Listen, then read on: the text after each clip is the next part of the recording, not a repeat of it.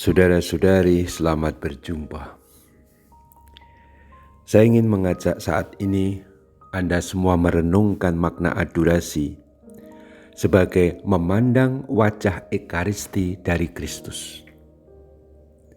Judul ini agak aneh, karena biasanya kita mengatakan memandang sakramen Maha Kudus, memandang sakramen Ekaristi yang ada di monstrans saat kita adorasi adalah memandang Kristus. Dan itu betul, itu tetap, makna itu tetap. Tetapi ternyata kita juga bisa membalik dan itu pun indah. Saat adorasi kita memandang wajah Ekaristi dari Kristus. Bahkan setiap kali kita merenungkan Tuhan Yesus Kristus, kita bisa merenungkan Ekaristi pada dirinya. Kata-kata ini bukan ciptaan saya, tetapi dari Santo Yohanes Paulus II ketika menulis ensiklik Ecclesiae Eucharistia. Beliau mengatakan bahwa tidak pernah melewatkan hari Kamis Putih untuk tidak merenungkan Ekaristi. Dia selalu merenungkan Ekaristi setiap Kamis Putih. Dan dia pernah mengatakan pada tahun 2003, saya tidak dapat melewatkan hari Kamis Putih 2003 tanpa bermenung di depan wajah Ekaristi dari Kristus dan menunjuk dengan semangat baru kepada gereja yang berpusatkan pada Ekaristi. Daripadanya lah gereja hidup. Dari roti hidup inilah gereja beroleh makanannya. Pada Ecclesiae Eucharistia pada artikel 7. Apa artinya saat adorasi kita memandang wajah Ekaristi dari Kristus? Saya ingin membacanya menurut panduan refleksi para uskup Asia yang bersidang pada bulan Agustus 2009 di Manila, ketika mereka merefleksikan makna living the Eucharist in Asia atau menghidupi Ekaristi di benua Asia. Para uskup merumuskan dengan bagus bahwa seluruh hidup Yesus adalah Ekaristi. Maka wajah Ekaristi dari Kristus tidak lain adalah seluruh hidup Yesus sendiri.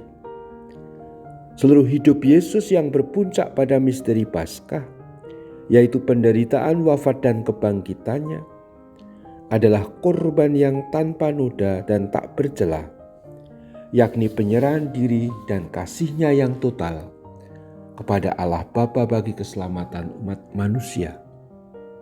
Dan itulah persis inti pokok Ekaristi, sebuah perayaan kurban salib Kristus sebagai penyerahan diri Kristus kepada Bapa untuk karya penyelamatan kita umat manusia. Kurban salib Kristus adalah tindakan ketaatan kepada Bapa dan sekaligus bela rasanya kepada kaum miskin, lemah, pendosa ini. Kurban salib Kristus sekaligus, para uskup Asia mengatakan, adalah sebuah kurban adorasi dan pelayanan.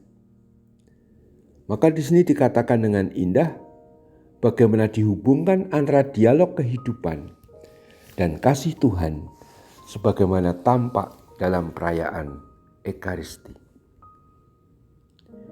Jadi setiap adorasi kita mesti mengingat perayaan Ekaristinya. Dan saat perayaan Ekaristi dihadirkan korban salib Kristus, penyerahan dirinya berpuncak pada korban salibnya di atas gunung Golgota. Dan itu dihadirkan sekarang dalam perayaan Ekaristi, teristimewa dalam rupa roti dan anggur, dan yang kita lanjutkan dalam adorasi dalam rupa roti itu yang adalah sakramen Maha Kudus, yang adalah tubuh Tuhan sendiri, yang adalah diri Kristus sendiri. Memandang sakramen Maha Kudus sama saja memandang Kristus yang mengorbankan dirinya, dan sekaligus dibalik memandang wajah Kristus sama saja memandang wajah Ekaristi. Karena Ekaristi yang berarti pujian syukur atas pengorbanan Kristus yang menebus, menyelamatkan kita melalui korban salibnya. Maka memandang wajah Ekaristi pada Kristus sama saja memandang pengorbanannya, penyerahan dirinya kepada umat manusia. Bukan hanya kepada kita umat Kristiani, kepada seluruh umat manusia sepanjang sejarah, sepanjang zaman. Kristus telah wafat untuk keselamatan kita.